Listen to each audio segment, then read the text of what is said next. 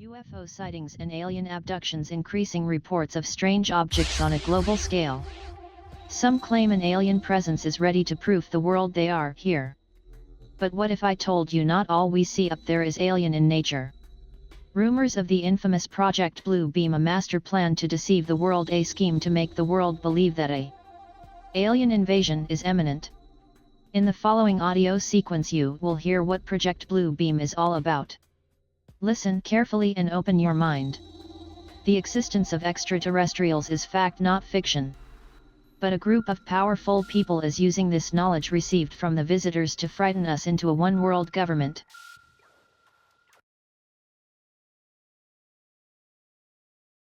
Project Bluebeam. The infamous NASA Bluebeam project has 4 different steps in order to implement the New Age religion with the Antichrist at its head. We must remember that the New Age religion is the very foundation for the New World government. Without this religion, the dictatorship of the New World Order is completely impossible. I'll repeat that, without a universal belief in the New Age religion, the success of the New World Order will be impossible. That is why the Bluebeam project is so important to them, but has been so well hidden until now. The first step concerns the breakdown of all archaeological knowledge. It deals with the setup of artificially created earthquakes at certain precise locations on the planet where, supposedly, new discoveries will finally explain to all people the error of all fundamental religious doctrines. The falsification of this information will be used to make all nations believe that their religious doctrines have been misunderstood for centuries and misinterpreted. Psychological preparations for that first step have already been implemented with the film 2001: A Space Odyssey, the Star Trek series, and Star Wars, all of which deal with invasions from space and the coming together of all nations to repel the invaders. The last films, Jurassic Park, deals with the theories of evolution, and claim God's words are lies. What is important to understand in the first step is that those earthquakes will hit at different parts of the world where scientific and archaeological teachings have indicated that arcane mysteries have been buried. By those types of earthquakes, it will be possible for scientists to rediscover those arcane mysteries, which will be used to discredit all fundamental religious doctrines. This is the first preparation for the plan for humanity, because what they want to do is destroy the beliefs of all Christians and Muslims on the planet. To do that, they need some false proof from the far past that will prove to all nations that their religions have all been misinterpreted and misunderstood.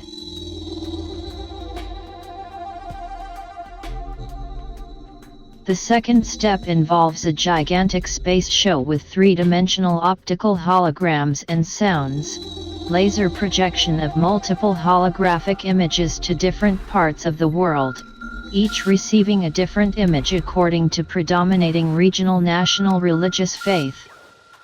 This new God's voice will be speaking in all languages. In order to understand that, we must study various secret services research done in the last 25 years. The Soviets have perfected an advanced computer, even exported them, and fed them with the minute physio-psychological particulars based on their studies of the anatomy and electromechanical composition of the human body, and the studies of the electrical, chemical and biological properties of the human brain. These computers were fed, as well, with the languages of all human cultures and their meanings. The dialects of all cultures have been fed into the computers from satellite transmissions.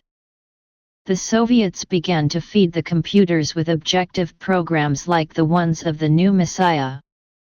It also seems that the Soviets, the New World Order people, have resorted to suicidal methods with the human society by allocating electronic wavelengths for every person and every society and culture to induce suicidal thoughts if the person doesn't comply with the dictates of the New World Order. There are 2 different aspects of Step 2. The first is the space show.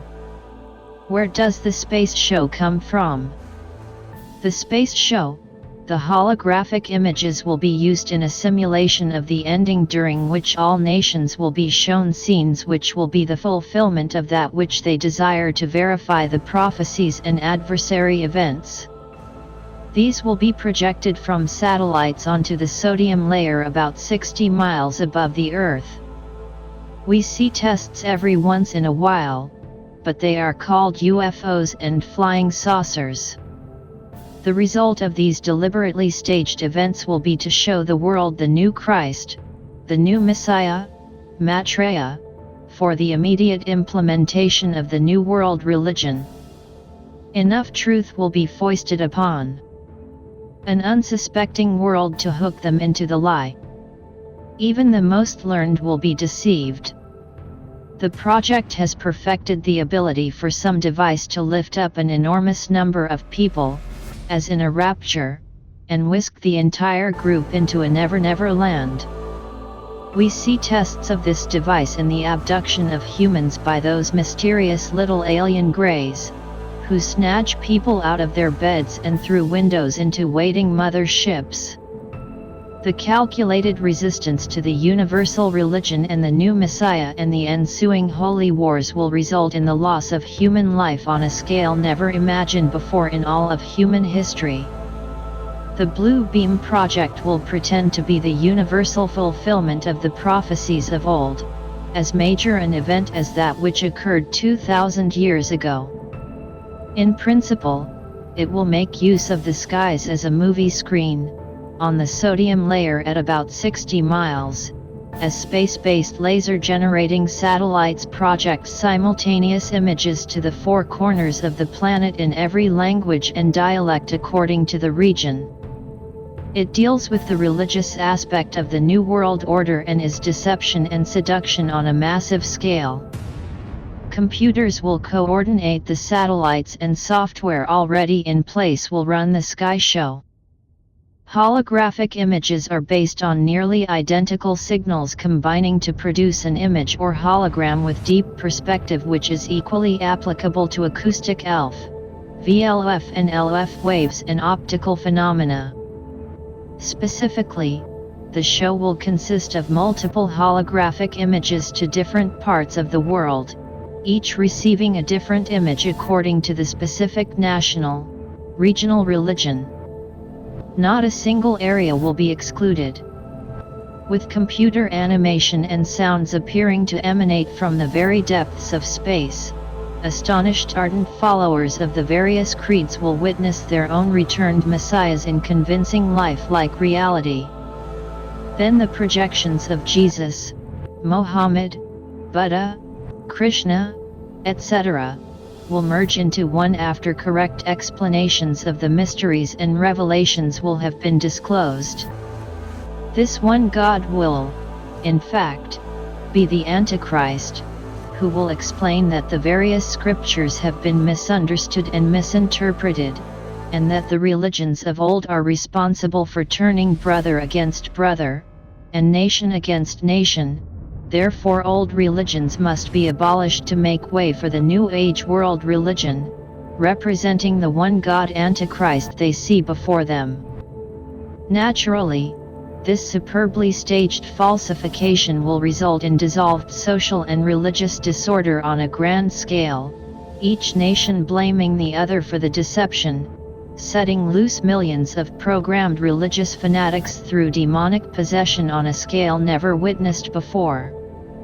In addition, this event will occur at a time of profound worldwide political anarchy and general tumult created by some worldwide catastrophe. The United Nations even now plans to use Beethoven's Song of Joy as the anthem for the introduction for the New Age One World religion. If we put this space show in parallel with the Star Wars program, we get this. Combination of electromagnetic radiation and hypnosis have also been the subject of intensive research. In 1974, for instance, researcher G.F. Shapitz said of one of the research proposals that, in this investigation it will be shown that the spoken words of the hypnotist may also be converted by electromagnetic energy directly into the subconscious part of the human brain without employing any mechanical device for receiving or transcoding the message. and without the person exposed to such influence having a chance to control the information input consciously. It may be expected that the rationalized behavior will be considered to have been taken out of their own free will. Anyone investigating so-called channeling phenomena right now would be wise to take this area of research into consideration. It will be noted that those who think of themselves as channelers has escalated rapidly since this type of research was conducted. It is uncanny how similar their messages are, despite which entity they claim to be their source of divine guidance. It would suggest any individual considering the credibility of channeled information should be discerning and critically evaluate where the message they are receiving originates, and if the messages are specifically beneficial to the New World Order. The Sydney Morning newspaper published an item on March 21, 1983 which announced that the Soviets were invading the human mind, the article having been submitted to the foreign editor by Dr. Nathan Abnuenji, assistant professor in the Faculty of Agriculture in Asia. It is worth quoting the article at length even though his grammar is a little old. This article relates to the Soviets who created the supercomputer we were discussing earlier, and which is really important because these types of computers can be run through satellites and through space. The computers were fed with all the different languages and their meanings. The dialect of all peoples were fed to the computers with objective programs. But we are no longer talking about the Soviets, we are talking about the United Nations, the minions of the New World Order, who are feeding the computers with the necessary information. The editor of the column in which the article appeared even states that the piece made points too important to ignore. I think it is possible that the persons who have created this mega mind control program could sell the software to an organization and not be aware that the client might use the program and data to enslave all of humankind. Just imagine how far they have advanced since that article was published. The advancement of techniques propel us toward the third step in the Bluebeam project that goes along with the telepathic and electronically augmented two-way communication where ELF, VLF and LF waves will reach each person from within his or her own mind, convincing each of them that their own God is speaking to them from the very depths of their own soul. Such rays from satellites are fed from the memories of computers that have stored massive data about every human on Earth, and their languages. The rays will then interlace with their natural thinking to form what we call diffuse artificial thought.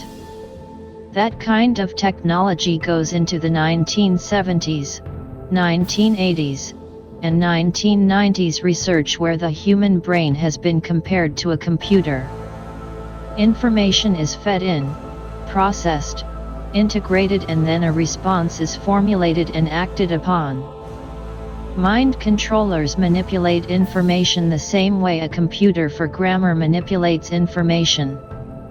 In January 1991, the University of Arizona hosted a conference entitled the NATO Advanced Research Workshop on Current and Emergent Phenomena and Biomolecular Systems. What does that mean exactly? It means this: we refer to one paper that was delivered at the conference which stands out for its different attitude towards the development under discussion at that time. It was, in effect, a protest and chilling warning to the attending scientists about the potential abuse of their research findings. Their findings, of course, stated that the United States has already developed communications equipment which can make the blind see, the deaf hear and the lame walk. It can relieve the terminally ill from pain, without the use of drugs or surgery. I'm not talking about science fiction. A man might retain the use of all his faculties right up to the moment of his death. This communications equipment depends upon a completely new way of looking at the human brain and neuromuscular systems and radiation pulses at ultra-low frequencies. Some of this equipment is now operational within the Central Intelligence Agency, CIA, and Federal Bureau of Investigation. It will never be used to make the blind see, the deaf hear and the lame walk because it is central to the domestic political agenda and foreign policy of George Bush and his puppet masters of the New World Order. Domestically, the new communications equipment is being used to torture and murder persons who match profiles. Imagine being able to screen a given population for terrorists, to torture and murder citizens who belong to organizations which promote tolerance and peace and development in Central America, to torture and murder citizens who belong to organizations who oppose the development of nuclear weapons, and to create a race of slave cult automatons, or what is popularly called the Manchurian candidates. Overseas experimentation is taking place on hostages held by the United States and Canada, Great Britain, Australia, Germany, Finland and France. Additionally, there has been a long series of bizarre suicides among British computer scientists, all of whom have had some connection to the United States Navy. Would any government, corporation or psychiatrist willfully promote such horror today? The answer is quite obviously, yes. Government agencies and the corporations that work with them toward the New World Order are prepared to promote anything that will help them achieve their objective of total social control. As for the question of why, for one thing, if you terrify the public and make them fear for their safety, they will allow you to implement draconian law enforcement practice, disarm them and keep extensive records on them, and they only have to tell you that it is all to protect you, of course. Secondly, it promotes the decay of the present democratic forms of political systems, and leads societies to search for alternative methods of political ideology. Of course, the alternative has already been planned. It is called the New World Order and it will not have your safety or interests at heart. As George Bush said, read my lips. Fear has always been used by the powerful elite to control and subjugate the masses. The old maxim, divide and conquer, is being played out to the limit worldwide to ensure that everyone is frightened for their personal safety, and to be suspicious of everyone else. This, too, is mind control. To go further in regard to the new technology which is at the base of the NASA Bluebeam project, we have to consider this statement by psychologist James V. McConnell, which was published in a 1970s issue of Psychology Today. He said, "The day has come when we can combine sensory deprivation with drug hypnosis and astute manipulation of reward and punishment to gain almost absolute control over an individual's behavior. It should then be possible to achieve a very rapid and highly effective type of positive brainwashing that would allow us to make dramatic changes in a person's behavior and personality." Now, when we talked before about that kind of ray and the telepathic and electronically augmented communication, the kind of rays that are fed from the memories of computers which store massive data about humans, human language and dialects, and we said that the people will be reached from within, making each person to believe that his own God is speaking directly from within his or her own soul. We refer to that kind of technology and that kind of thinking that same psychologist was espousing.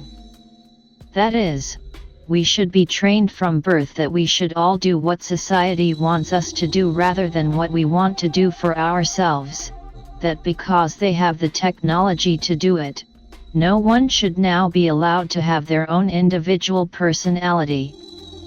This statement and these ideas are important because it is the basic teaching of the United Nations that no one owns his or her own personality.